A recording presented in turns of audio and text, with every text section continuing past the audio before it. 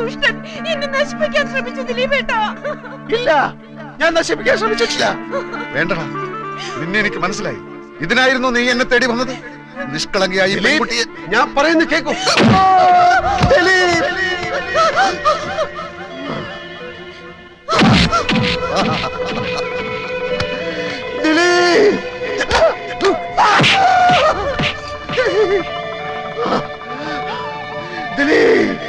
സുഹൃത്താണത്ര, സുഹൃത്ത്.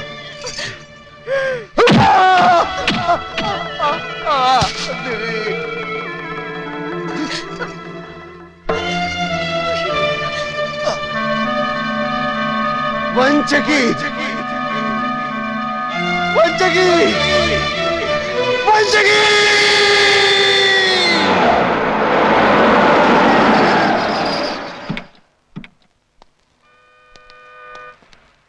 ഇറങ്ങണ്ട. അല്ല, എനിക്ക് അയാളോട് നോ, ഞാൻ മാത്രം പത്രാധിപരോട് സംസാരിച്ചാൽ മതിയെന്നുള്ള ധാരണയിലാണ് നമ്മൾ ഇവിടെ വന്നത്. അതല്ല, പ്രിയക്ക് സംസാരിക്കണം നിർബന്ധമാണെങ്കിൽ സംസാരിച്ചു. ഞാൻ മടങ്ങിപ്പോയേക്കാം. അയ്യോ, ഒന്നും പറയണ്ട എന്റെ കുട്ടപ്പേട്ട. ഈ ഗസറ്റഡ് യക്ഷി ആദ്യം ഇറങ്ങുന്ന ആഴ്ച 50,000 കോപ്പി കൂട്ടി. ഇപ്പൊ ഇതാ 4-ാം അധ്യായം ഇറങ്ങുമ്പോ ആകെ ഇരിക്കപ്പുറത്തില്ലാതിരിക്കുക. നാനാ ഭാഗത്തുനിന്ന് ഏജന്റുമാരുടെ കത്തും കമ്പിയും കൊണ്ട് ആഫീസ് നിറഞ്ഞിരിക്കുക. കോപ്പി പോരാ പോരാന്ന് പറഞ്ഞോണ്ട്. ഇങ്ങനെ പോയാ 10 ലക്ഷത്തിൽ നിൽക്കും തോന്നുന്നില്ല. ഒന്നാമത് കോട്ടപ്പുറത്തിന്റെ റേപ്പ് കേസാ ഇത്രയും ബഹളത്തിന് കാരണം. കർത്താവിന്റെ കൃപ എന്നല്ലാണ്ട് എന്താ പറയാ. ഞാൻ പിന്നെ വിളിക്കാൻ കുട്ടപ്പേട്ട. വാതിൽ തട്ടുന്നു, ഏജന്റുമാരായിരിക്കും. Yes, coming. Sir, advocate Nambiar വന്നിട്ടുണ്ട്. വരാൻ പറയേ. ആ, വരണം നമ്പ്യാർ, വരണം. ഇരിക്കണം. എന്താ ഇവിടെ കസേരയില്ലേ? ഉണ്ടല്ലോ, ഇരിക്കി. ഗസറ്റഡ് യക്ഷി എന്ന നോവലിലെ നായിക തഹസീൽദാരല്ല, മുനിസിപ്പൽ കമ്മീഷണറാണെന്ന് നിങ്ങൾ പറയുമായിരിക്കും. യഥാർത്ഥ സംഭവങ്ങളാണ് നോവലിൽ പറയുന്നതെന്ന് തെളിയിക്കാൻ ചിലപ്പോൾ എനിക്ക് കഴിഞ്ഞില്ലെന്നും വരും. പക്ഷേ റേപ്പ് കേസിലെ പ്രതിയും നോവലിസ്റ്റും ഒരാളായതുകൊണ്ട് സാമാന്യ ബുദ്ധിയുള്ള ഏതൊരു ജഡ്ജിക്കും അദ്ദേഹത്തിൻ്റെതായ നിഗമനങ്ങളിലെത്താനും നിങ്ങളുടെ ഈ സ്ഥാപനം പൂട്ടിക്കാനുള്ള തീരുമാനങ്ങൾ എടുക്കാനും കഴിഞ്ഞെന്ന് വരും. ഞാൻ താങ്കളോട് പൂർണ്ണമായി യോജിക്കുന്നു. പക്ഷേ ഇത് ഇന്ത്യ മഹാരാജ്യമായതുകൊണ്ടും എന്റെ കയ്യിൽ ആവശ്യത്തിലേറെ പണമുള്ളത് കൊണ്ടും വേണ്ടി വന്നാൽ സുപ്രീം കോടതി വരെ പോകാമെന്ന വിശ്വാസമുള്ളത് കൊണ്ടും താങ്കളുടെ ഭീഷണി ഈ മാമച്ചനോട് വേണ്ട എന്ന് പറയാൻ ഞാൻ ആഗ്രഹിക്കുന്നു. നിങ്ങളുടെ ഈ പീറ നോവലിസ്റ്റ് ഉണ്ടല്ലോ, അയാൾ ഒരു റേപ്പ് കേസിൽ ജാമ്യത്തിൽ ഇറങ്ങിയ ആളാണെന്നും ഈ കേസിലെ സ്പെഷ്യൽ പ്രോസിക്യൂട്ടറായി ഞാൻ വിചാരിച്ചാൽ പലവിധ വകുപ്പുകളിലായി അയാൾ എത്ര വർഷം വേണമെങ്കിലും അകത്താക്കാൻ സാധിക്കുമെന്നും ഓർമ്മിക്കുന്നത് നന്നായിരിക്കും. ഓർമ്മയുണ്ടല്ലോ. ഈ നോവല് പ്രസിദ്ധീകരിച്ചില്ലെങ്കിലും നിങ്ങളും നിങ്ങളുടെ ആ അലബലാതി യക്ഷിയും അതിന് ശ്രമിക്കുമെന്നറിയാലോ. അപ്പോ എന്ത് പ്രത്യാഘാതവും നേരിടാൻ ഒരുക്കമാണെന്ന് അർത്ഥം. അതെ. ഒരു കോംപ്രമൈസും ഇല്ല. കോംപ്രമൈസ് ആയിരുന്നു ഉദ്ദേശമെങ്കിലും ഭീഷണിയുടെ ഭാഷ പുറത്തെടുത്ത എന്തിനാ? ഈ മാമച്ചൻ ഒരു പേടിത്തൂറിയാണെന്ന് വിചാരിച്ചു അല്ലേ?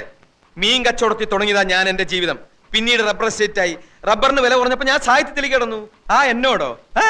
മിസ്റ്റർ, അവിവാഹിതയായ ഒരു ചെറുപ്പക്കാരിയെ അപമാനിച്ചിട്ടല്ല നിങ്ങളുടെ വാരികയുടെ സർക്കുലേഷൻ കൂട്ടേണ്ടത്. അവിവാഹിതനായ എന്റെ നോവലിസ്റ്റിനെ കള്ളക്കേസിൽ കൊടുക്കാമെങ്കിൽ ഇങ്ങനെയും എനിക്ക് എന്റെ വാരികയുടെ സർക്കുലേഷൻ കൂട്ടാം. ഇനി ഞാനൊരു കോംപ്രമൈസ് പറയാം. കോട്ടപ്പുറത്തിന്റെ പേരിലുള്ള റേപ്പ് കേസ് പിൻവലിച്ചിട്ട് ഇങ്ങോട്ട് വരൂ. ഗസറ്റഡ് യക്ഷിയുടെ പ്രസിദ്ധീകരണം നിർത്തുന്ന കാര്യം അപ്പൊ ആലോചിക്കാം. ഇല്ല, ഇനിയിപ്പോ ഒന്നും നോക്കാനില്ല. ആ സ്കൗണ്ടറലിന് മാക്സിമം ശിക്ഷ വാങ്ങിച്ചു കൊടുക്കുക. എന്നിട്ട് ജയിലിനകത്തിട്ട് അവന് എഴുതുന്ന കൈയുണ്ടല്ലോ, പോലീസുകാർക്ക് കാശ് കൊടുത്ത് ആ കൈ തല്ലി ചതയ്ക്കുക. നാട്ടുകാരുടെ മുമ്പിൽ വിഴുപ്പലക്കണ്ടല്ലോ എന്നോർത്താ കോടതിക്ക് പുറത്തു വെച്ച് തീരുന്നെങ്കിൽ തീർന്നോട്ടെ എന്ന് കരുതിയത്. ഇപ്പൊ എനിക്ക് മനസ്സിലായി, ഈ വൃത്തികെട്ടവന്മാരെ വെറുതെ വിട്ടാൽ സമൂഹത്തിന് തന്നെ അത് വലിയ ദോഷം ചെയ്യും. പ്രിയ പറഞ്ഞതാ ശരി. ഇനി ഒന്നും ആലോചിക്കാനില്ല, ഒക്കെ ഇനി കോടതിയിൽ. Your Honor, you have already allowed petition 315 CRPC. So let me examine the accused number 1 and 2 as witnesses. Yes, you may proceed.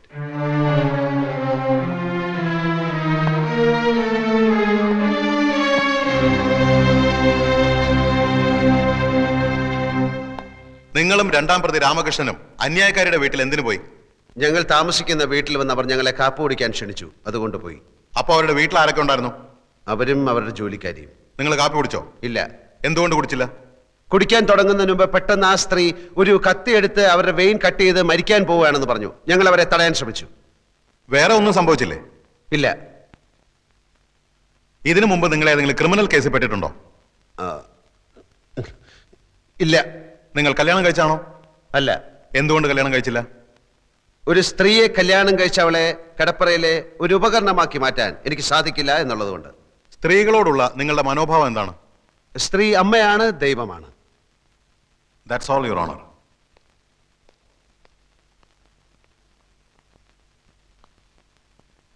ദൈവത്തെ അപമാനിക്കലാണോ നിങ്ങളുടെ ജോലി? എന്റെ ജോലി കഥ എഴുത്താണ്. അല്പം മുമ്പ് നിങ്ങൾ പറഞ്ഞു സ്ത്രീ അമ്മയാണ്, ദൈവമാണെന്നൊക്കെ. അങ്ങനെ പറഞ്ഞ നിങ്ങൾ ഗസറ്റഡ് യക്ഷി എന്ന ആഭാസകരമായ ഒരു നോവൽ എഴുതി സ്ത്രീ വർഗത്തെ തന്നെ അപമാനിക്കാൻ ശ്രമിക്കുകയാണെന്ന് ഞാൻ പറഞ്ഞാൽ നിഷേധിക്കാൻ പറ്റുമോ? നോവലല്ല, ജീവിതം.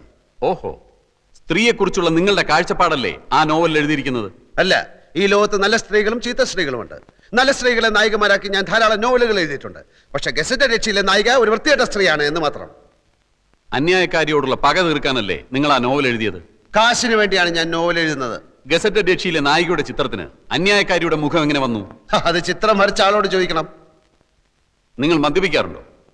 ആ, അത്യാവശ്യം. ഇതുവരെ ഒരു കേസിലും പ്രതിയായിട്ടില്ല എന്ന് നിങ്ങൾ പറഞ്ഞു. മദ്യപിച്ച് അന്യായക്കാരിയുടെ വീട്ടിൽ കയറിയതിന് നിങ്ങളെ പോലീസ് അറസ്റ്റ് ചെയ്തിട്ടില്ലേ? രണ്ടാം പ്രതി രാമകൃഷ്ണന്റെ വീടാണെന്ന് കരുതിയാണ് ഞാൻ ആ വീട്ടിൽ കയറിയത്. എന്ത് കരുതി എന്നുള്ളതല്ല, നിങ്ങളെ പോലീസ് അറസ്റ്റ് ചെയ്തോ ഇല്ലയോ? പോലീസ് അറസ്റ്റ് ചെയ്തില്ല, എന്നെ കൂട്ടിക്കൊണ്ടുപോയി. SIക്ക് സത്യം ബോധ്യമായപ്പോ എന്നെ വെറുതെ വിട്ടു.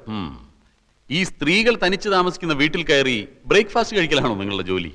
ബ്രേക്ക്ഫാസ്റ്റ് കഴിക്കാൻ തോന്നുമ്പോൾ ആ വീട്ടിൽ സ്ത്രീകൾ തനിച്ചാണോ സംഘം ചേർന്നാണോ താമസിക്കുന്നത് എന്ന് ഞാൻ നോക്കാറില്ല. ഏത് സ്ത്രീ വിളിച്ചാലും നിങ്ങൾ ബ്രേക്ക്ഫാസ്റ്റ് കഴിക്കാൻ പോവോ? ബ്രേക്ക്ഫാസ്റ്റ് മാത്രമല്ല, ലഞ്ചും സപ്പറും ഒക്കെ കഴിക്കാൻ പോകും. വർഷങ്ങളായി മനസ്സിൽ കൊണ്ടു നടന്ന അന്യായക്കാരിയോടുള്ള പക തീർക്കാൻ വേണ്ടിയാണ് നിങ്ങൾ അവരെ മാനഭംഗം ചെയ്യാൻ ശ്രമിച്ചതെന്ന് ഞാൻ പറഞ്ഞാൽ നിഷേധിക്കാൻ കഴിയൂ? കഴിയും. ഞാൻ ഈ സ്ത്രീയെ ആദ്യമായി കാണുന്നത് തന്നെ ഏതാനും ദിവസങ്ങൾക്ക് മുൻപാണ്. ഓഹോ, സ്ത്രീയെ കിടപ്പറയിൽ വെറും ഒരു ഉപകരണമാക്കി മാറ്റാൻ സാധിക്കാത്തതുകൊണ്ടാണ് നിങ്ങൾ കല്യാണം കഴിക്കാത്തതെന്ന് ഇവിടെ പറഞ്ഞു. അതെ. നിങ്ങളുടെ അച്ഛന്റെ പേര് കൃഷ്ണമേനോൻ. അതെ. അമ്മ ലക്ഷ്മിക്കുട്ടി അമ്മ. അതെ. ഇതാരുടെ കല്യാണക്കത്താണ്? ഇതാരുടെ കല്യാണക്കത്താണെന്നാ ചോദിച്ചത്. പറയൂ. എന്റെ കല്യാണക്കത്താണ്. എന്ന് വെച്ചാൽ സ്ത്രീയെ കിടപ്പറയിലെ ഉപകരണമാക്കി മാറ്റാൻ ഇഷ്ടമില്ലാത്ത നിങ്ങളുടെ വിവാഹ ക്ഷണപത്രം. നിങ്ങളുടെ ഭാര്യ ഇപ്പൊ എവിടെ?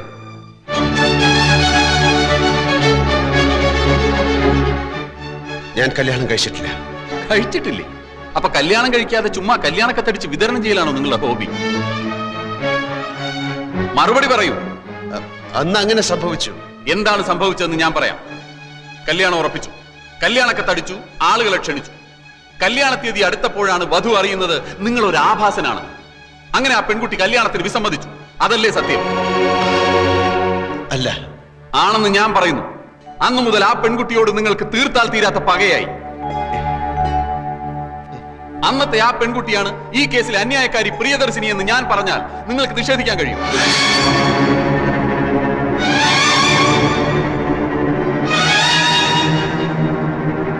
ഈ ക്ഷണക്കത്തിലെ വധു പ്രിയ മേനോൻ തന്നെയാണ് അന്യായക്കാരി പ്രിയദർശിനി. വരൻ വിദ്യാസാഗർ തന്നെയാണ് ഇപ്പോഴത്തെ ഈ novelist Sagar Kottappuram. Your honour, അന്ന് തന്നെ നിഷേധിച്ച പെൺകുട്ടിയോടുള്ള മുൻ വൈരാഗ്യം തീർക്കാൻ വർഷങ്ങളായി അവസരം തേടി നടന്ന പ്രതി ഒടുവിൽ ഈ കിട്ടിയ സന്ദർഭം ഇവിടെ ഉപയോഗപ്പെടുത്തുകയായിരുന്നു എന്നുള്ളതാണ് സത്യം. That's all, your owner.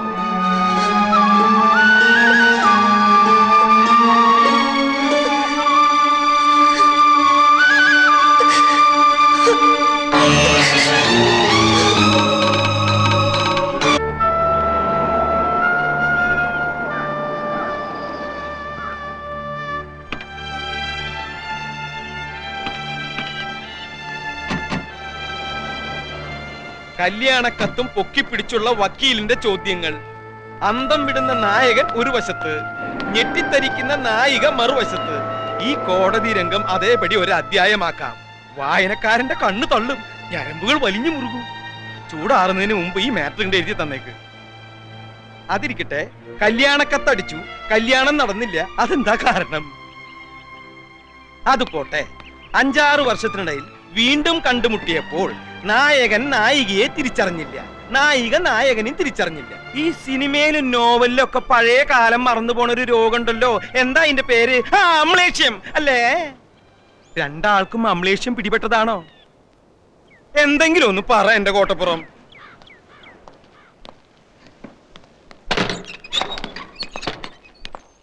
ഇപ്പൊ തന്നെ എഴുതി തന്നാ ഇപ്പൊ തന്നെ കമ്പോസിങ്ങിന് കൊടുക്കാം. നായകനും നായികയ്ക്കും അമ്ലേഷ്യം വേണ്ട, വായനക്കാര് വിശ്വസിക്കില്ല.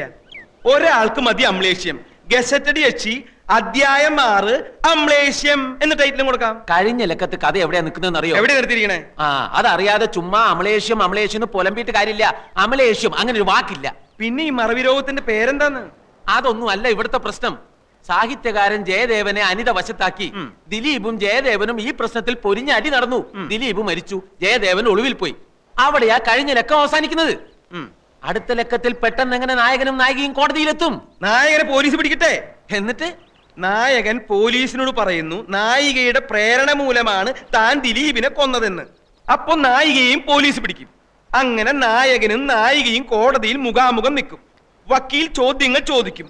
പെട്ടെന്നാണ് കഥയിൽ ട്വിസ്റ്റ് വരുന്നത്. അവർ പണ്ടെന്നോ കല്യാണക്കത്തടിച്ചിട്ടും കല്യാണം കഴിക്കാത്തവർ. അമ്ലേഷ്യം. എന്താ കുഴപ്പം? സാറിന്റെ അത്രയും മണ്ടന്മാരല്ല ഇവിടുത്തെ വായനക്കാർ. വായനക്കാർക്ക് അമ്ലേഷം പിടിപെട്ടാലും മതിയല്ലോ. എല്ലാം കോട്ടപ്പുറം തീരുമാനിച്ചോളൂ. പക്ഷെ എന്തെഴുതിയാലും വായനക്കാരന്റെ കണ്ണ് തള്ളണം, ഞരമ്പ് വലിഞ്ഞു മുറുകണം. ഒന്ന് എഴുതി തരൂന്നേ. ഒന്നിങ്ങോട്ട് വന്നേ. എന്തിനാ? അല്ല, ഒന്നിങ്ങോട്ട് വരൂ. കസേര എവിടെ ഇരുന്നോട്ടെ. ആയിരുന്നോട്ടെ. വരുന്നുട്ടോ കോട്ടപ്പുറം.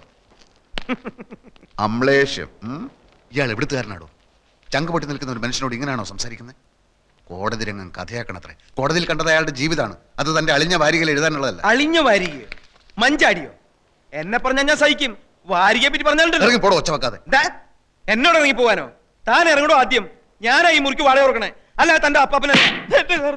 നമ്മൾ തമ്മിലുള്ള മുൻപരിചയമൊക്കെ ഞാൻ മറന്നുപോയി. കാരണം എനിക്ക് അമ്നേസിയാണ്. നമ്മൾ തമ്മിലുള്ള ധാരണ അനുസരിച്ച് കേസിൽ അനുകൂലമായ വിധി നേടിയെടുക്കുക എന്നുള്ളതായിരുന്നു ആവശ്യം. അതിനു വേണ്ടുന്നതേ ഞാൻ ചെയ്തുള്ളൂ. ഒരു കാര്യം മാത്രമേ എനിക്കറിയണ്ടൂ.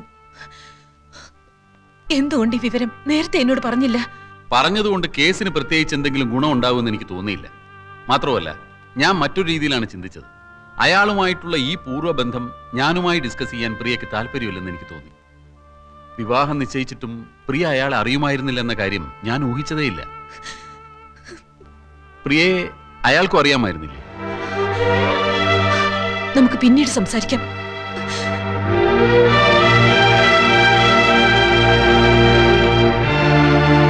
സർ, ഇനി ഈ കേസ് പ്രൊസീഡ് ചെയ്യാൻ എനിക്ക് താല്പര്യമില്ല.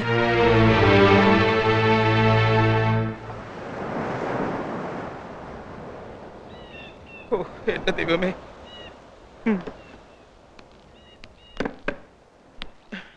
അതേ കിടപ്പ് തന്നെ. എഴുതാനുള്ള ഒരു നീക്കവും കാണുന്നില്ല. എന്നെ വേണമെങ്കിൽ ഒന്നും കൂടി തല്ലിക്കോ. എന്റെ സങ്കടം ഞാൻ പിന്നെ ആരോടാ പറയാ? എഴുന്നേൽക്ക കുടിക്കുക കെടുക്കുക, എഴുന്നേൽക്ക കുടിക്കുക കെടുക്കുക. സ്കോച്ച് വേണമെന്ന് പറഞ്ഞപ്പോ അതും വാങ്ങിച്ചു കൊടുത്തു. രൂപ എത്രയാ പൊടിച്ചത്? തഹസിൽദാർ സാറിന് അറിയോ? ഈ നാട്ടിൽ വേറെ എഴുത്തുകാരില്ലഞ്ഞിട്ടല്ല. MT വാസുദേവൻ നായരും മഞ്ചാടിക്ക് ഒരു നോവൽ എഴുതി തരാന്ന് പറഞ്ഞിട്ട്